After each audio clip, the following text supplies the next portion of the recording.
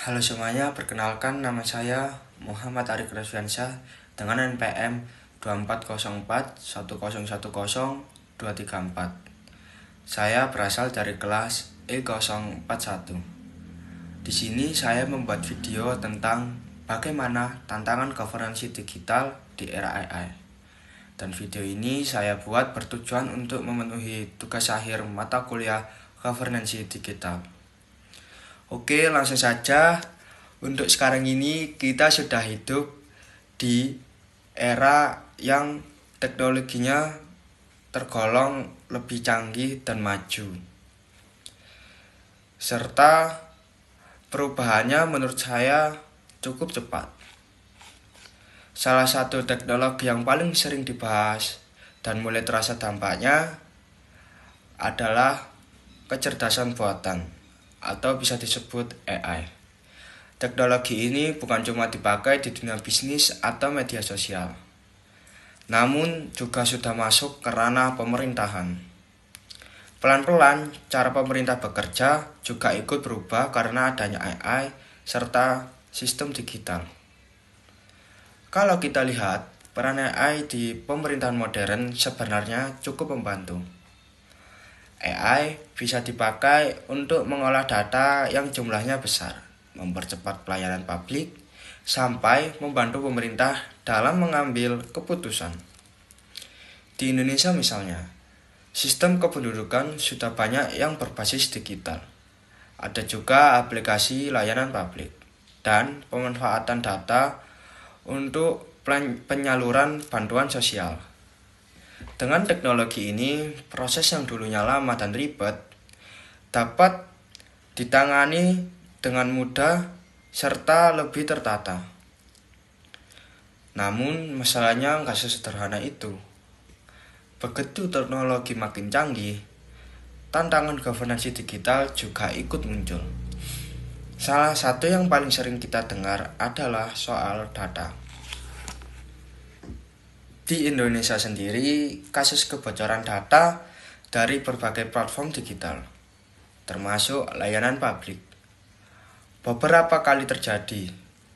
Tadi ini bikin masyarakat jadi was-was, serta mulai mempertanyakan keamanan sistem digital pemerintah.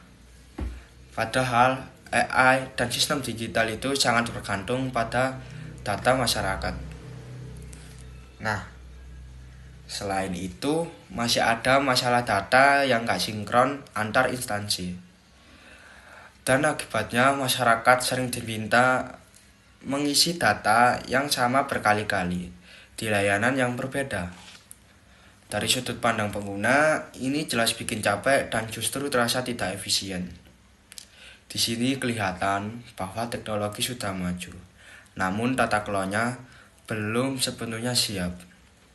Masalah lain yang juga penting adalah soal kesiapan sumber daya manusia. Tidak semua aparatur pemerintah benar-benar paham cara kerja AI.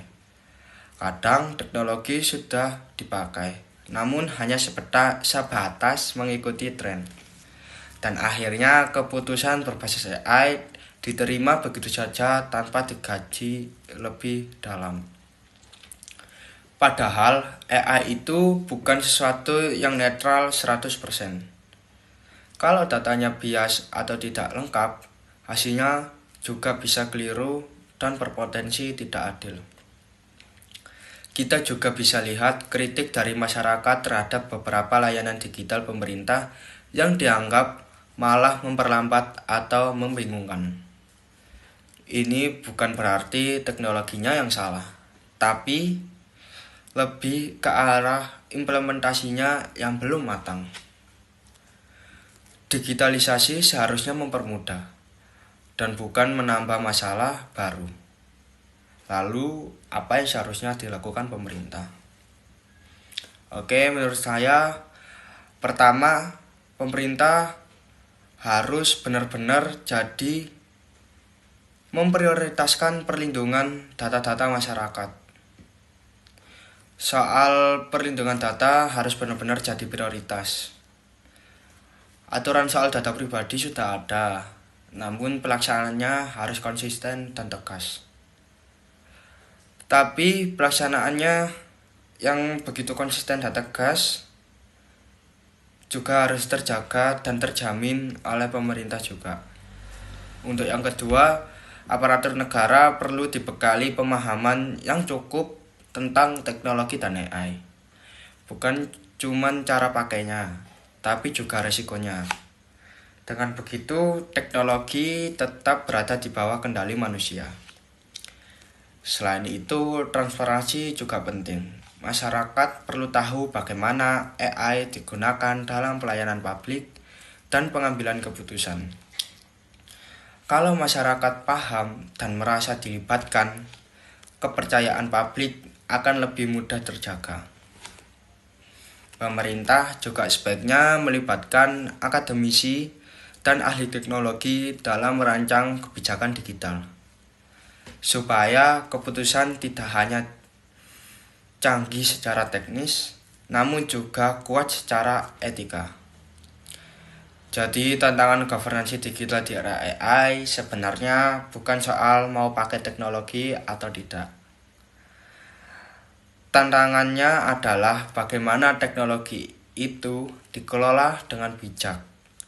Kalau AI digunakan dengan aturan yang jelas, SDM yang siap, dan pengawasan yang baik, teknologi ini justru bisa membantu pemerintah menjadi lebih efektif, lebih transparan, dan lebih dipercaya oleh masyarakat.